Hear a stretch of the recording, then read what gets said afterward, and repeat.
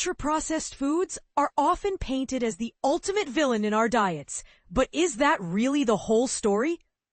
Our recent research reveals a much more complex picture that challenges common assumptions. These so-called ultra-processed foods, UPFs, things like crisps, ready-to-eat meals, sugary sodas, and packaged snacks, have taken center stage as public enemies in discussions about nutrition. They're frequently blamed for a wide array of modern health crises, ranging from obesity to dementia, and even what some call an epidemic of food addiction.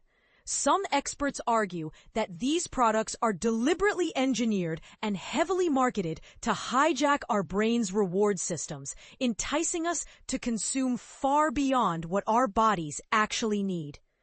It's an alarming claim that has prompted policymakers to consider drastic steps, such as introducing warning labels, limiting marketing, imposing taxes, and even banning them around schools. But here's where it gets controversial. How much of this alarm is truly backed by solid science? My colleagues and I decided to dig deeper and ask a fundamental question. What drives people to truly like certain foods? And even more importantly, what causes people to eat beyond hunger? Not just enjoy food, but continue consuming it long after they're full. To find the answers, we surveyed over 3,000 adults throughout the UK and gathered their reactions to more than 400 everyday foods. Two key concepts are often confused in popular nutrition talks: liking a food and hedonic overeating. Liking is simply how much you enjoy the taste of a food. Hedonic overeating, on the other hand, is about eating for pleasure alone, continuing to eat because the food feels wonderful, not because your body signals hunger. Although these ideas intersect, they are not the same. For example, many people like porridge but rarely overindulge in it. Meanwhile, sweet treats like chocolate, biscuits, and ice cream rank high on both liking and overeating. In our research, we conducted 3 large-scale online studies where participants looked at photos of unbranded food portions, common items you'd find in a typical UK grocery basket: jacket potatoes, apples, noodles, cottage pie, custard creams, and more. Over 400 in total.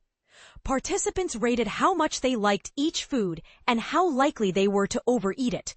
Next, we compared those responses against 3 factors: the food's nutritional content, such as fat, sugar, fiber, and calorie density; whether they were classified as ultra-processed using the widely adopted NOVA system, which groups foods based on the extent and purpose of their industrial processing; and how participants perceived those foods, whether they thought they were sweet, fatty, processed, healthy, etc. Some findings aligned with expectations. People liked foods they frequently consumed, and calorie-dense options were more likely to trigger overeating. But the surprising twist was the influence of perception and belief.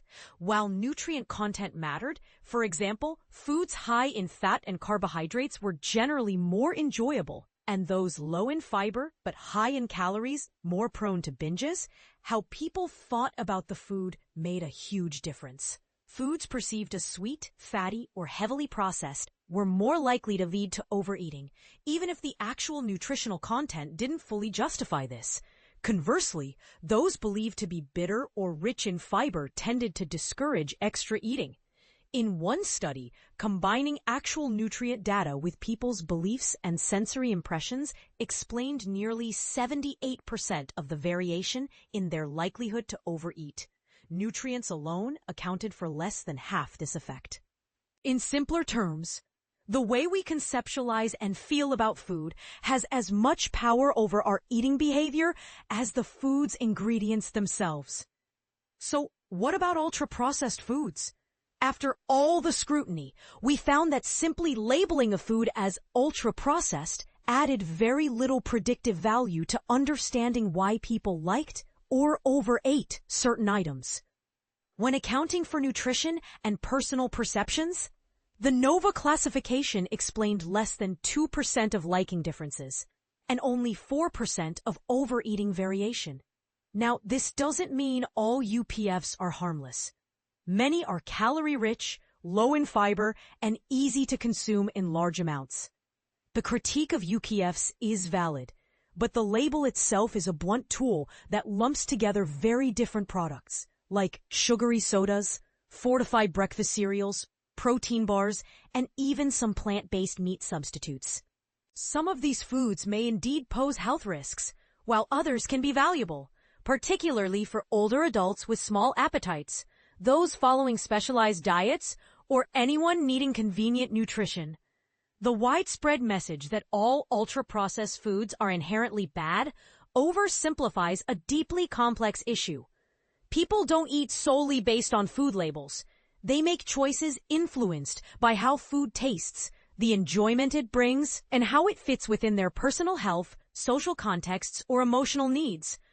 Policymaking that overly relies on UPF labels to shape diets might unintentionally backfire. Warning labels could push people away from nutritious options, like whole grain cereals, that happen to be classified as ultra-processed. This could also create confusion about which foods really are unhealthy. Instead, we suggest a more nuanced and personalized approach. Improve food literacy, empowering people to recognize what makes food satisfying and understand the triggers behind cravings, helping them identify their personal signals related to overeating. Thoughtful product reformulation, designing foods that are both enjoyable and filling, aiming beyond bland diet products or hyper-palatable snacks. Address motivations behind eating. People eat for reasons beyond physical hunger, including comfort, social connection, and pleasure. Encouraging alternative habits that fulfill those needs while maximizing enjoyment might reduce reliance on low-quality foods.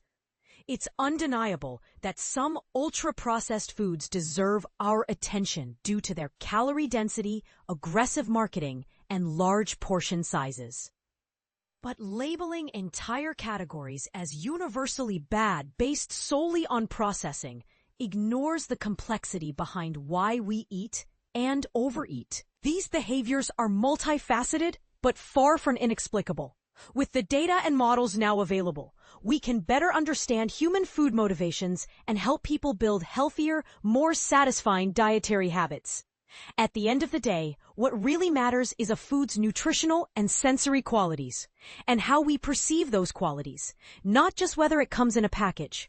If our goal is to promote better eating habits, it's time to move past demonizing whole groups of food and focus instead on the psychology behind our eating choices. So what do you think?